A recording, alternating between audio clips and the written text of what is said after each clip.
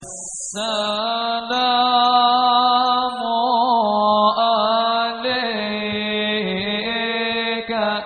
Zainal Anbiya'i. Assalamu alayka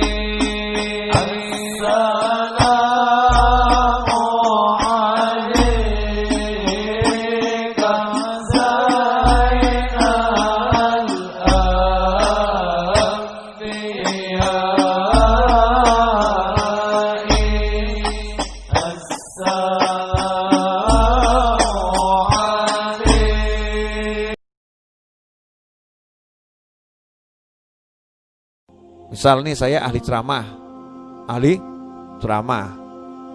Terus kok saya lihat ada orang lain yang ceramahnya itu bagus, ya, pengikutnya banyak. Saya merasa ceramah saya lebih bagus. Itu setan bisa bisi, ceramahmu lu HP, tunjukkan kehebatanmu, biar muridnya pindah ke kamu semua. Na'udzubillah min dzalik. Bukan itu yang diajarkan Nabi Muhammad sallallahu alaihi wasallam. Lah menariknya Kanjeng Nabi SAW sebetulnya bisa loh ya. Dia bisa dan berhak karena beliau pimpinan para nabi dan rasul. Itu pun tidak beliau lakukan loh. Ini jatahnya Sulaiman. Biar Sulaiman yang seperti itu. Makanya dalam dunia tasawuf, wali itu punya jatah sendiri-sendiri. Ada wali bagian pengobatan. Makanya kalau Anda ke tempatnya para habib itu pasti santun dengan habib yang lain dan kiai yang lain. Kalau di satu kota yang biasa ngobati dengan doa dan zikir, misal ya, terkenal kiai fulan, habib fulan. Terus kok habib yang satu ini bisa, datang orang kepadanya, Habib tolong saya sakit nih obatin. Pasti akan jawab, bagian pengobatan bukan saya, pengobatan di sana. Habib itu, kiai itu bagian ngobati. Bukan beliau nggak bisa, tapi itu adabnya seperti itu. Ya, dialihkan ke sana. Sama juga kalau habibnya itu yang ahli ngobati disuruh ceramah, jawabannya saya bukan ahli ceramah, yang ahli ceramah sana. Habib Novel itu ahli ceramah. Misal ngono lho ya. Loh ya toh, menjual diri sendiri kan bagus. Nah, ini pernah terjadi ketika saya bersama almarhum Habib Anis. Boleh cerita dikit ya? Saya bersama almarhum Habib Anis. Siapa yang gak kenal Habib Anis? Tokohnya para habaib. Orang yang insya Allah soleh, yang akhlaknya luar biasa dan ilmunya luar biasa. Berangkat ke Jakarta di rumahnya Habib Muhsin Al-Hamid. Ya, itu majelis kalau hari malam Selasa atau malam Senin itu ya, rutinannya itu. Senin malam Selasa ya, atau malam Jumat, saya lupa rutinannya. Karena saya belum pernah hadir rutinan malamnya itu.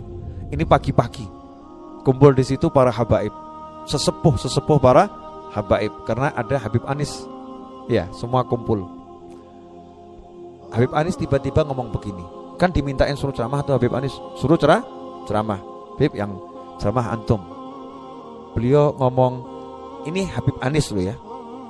Saya tidak ahli ceramah, tapi saya bawa anak saya yang ahli ceramah. Karena saya mantu putu jadi dipanggil anak. Saya bawa anak saya yang ahli ceramah. Novel silahkan ceramah.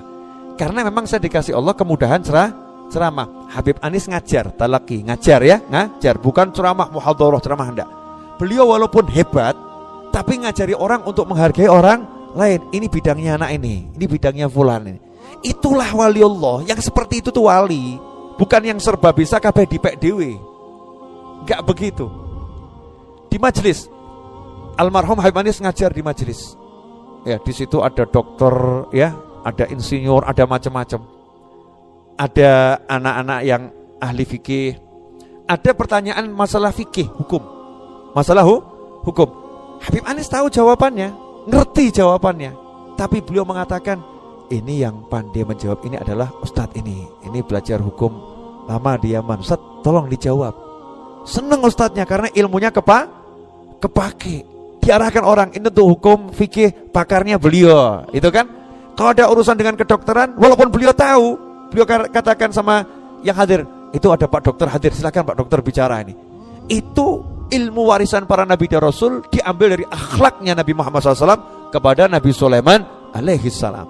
Nah, ini kalau setiap mencari ilmu paham akhlak ini indah. Ya indah. Oh begini ya cara menempatkan orang sesuai makomnya, sesuai kedudukannya, sesuai pangkatnya, ditempatkan. Nah, kita jangan kecil hati. Kadang di satu tempat kita nggak dikasih izin bicara. Ya, nggak dikasih izin bicara. Karena mungkin yang punya tempat itu paham, ini ada yang lebih layak untuk bicara. Lebih layak itu mungkin kamu lebih hebat ceramahnya. Tapi orang ini yang dihormati sama masyarakat sekitar. Ini yang didengar oleh masyarakat sekitar. Dia yang layak bicara, kamu diam. Kalau paham model begini, dakwah jadinya indah.